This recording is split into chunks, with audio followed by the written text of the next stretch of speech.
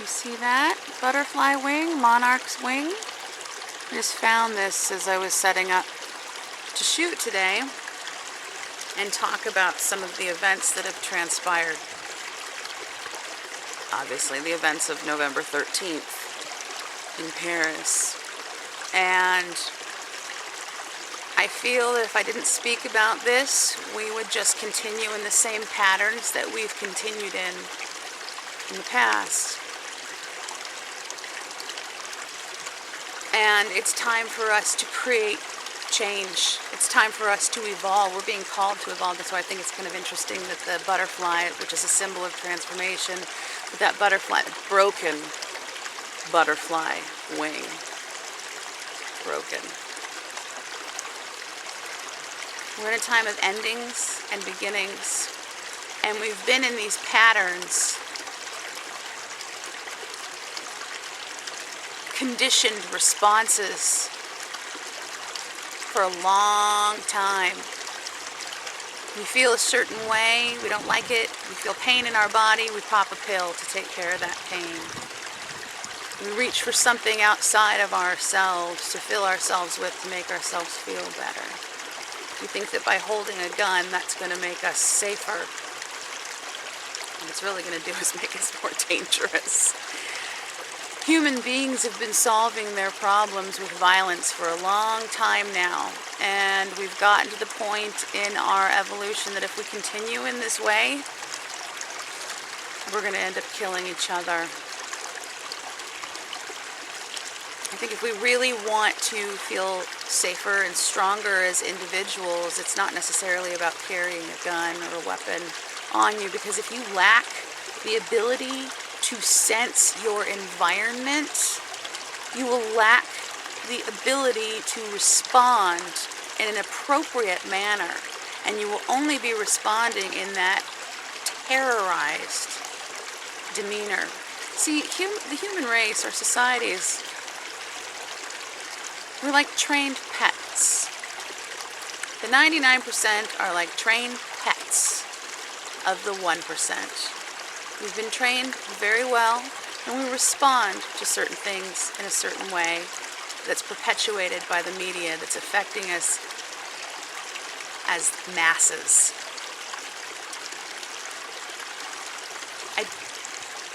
If we allow ourselves to be terrorized, if we allow ourselves to, you know, they say life is a game. Well, my spirit guides just said, yes, life is a game, and the 99% are the ones that are being played. And we need to wake up to the game that's being played and be aware. Like, with all this, the news that's going on in the media, put yourself in the place of the programmer, the one that is that is in charge of this programming. Why? What is paying for that programming? The advertisers that buy the slots on the TV shows that you're watching, the ad times, those are the ones that are paying for the production, ultimately. They're paying for the time slot, they're paying. The people with the money are big influences in what is released and what is not released in the media. I have a background in, I went to film school like a lot of people did in the Los Angeles area, and one of the things that we studied was how to make an impact, how to use film in a certain way to create an emotional response in the viewer, and that is what you are watching when you are watching mainstream news. It's created in a way to get ratings. Because there's a lot of different news streams that are out there. There's a lot of different sources of information. Check a lot of them, not just the corporate news network, not just Fox News or fake news or whatever they're calling them. Be informed. Be informed. Check many sources. Question the sources. Why is there a lack of video footage from smartphones? Why is it the video footage that they're using from these smartphones, why don't they really reveal that much? And why are they being looped? Is it because they have a lack of footage? I think that in a venue with 1,000 to 1,500 people, there'd be a lot of recordings and photos. Question everything. The Buddha even said, question everything. So to live as if we are the Buddha, in that Buddha essence, that Buddha consciousness, you have to question. Question this reality. What's real? What's fake? What are they showing us? What are they trying to make us believe? Why is it happening at this time of year? Whose pockets does this ultimately line? Who benefits?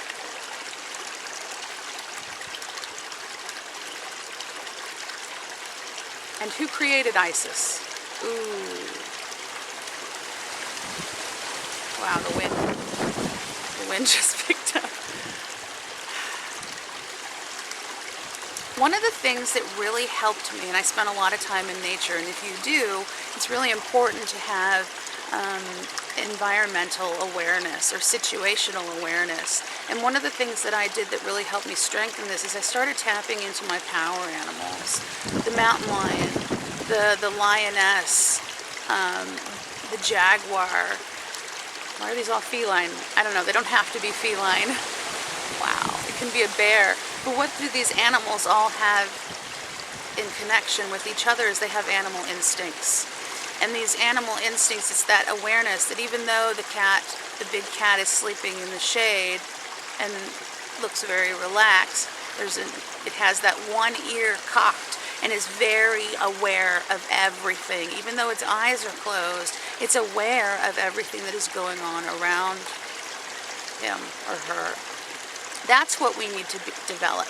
We need to not be so distracted by our cell phones and by the media, that we can carry, and the internet that we can carry around in our pockets now. And we need to start practicing sharpening those animal instincts. Work with a power animal. Start meditating and imagining, what does that animal do? How does that animal walk? What qualities does this animal embrace? Sit and listen to your environment. And then break down the sounds that you hear and identify all the sounds in your mind.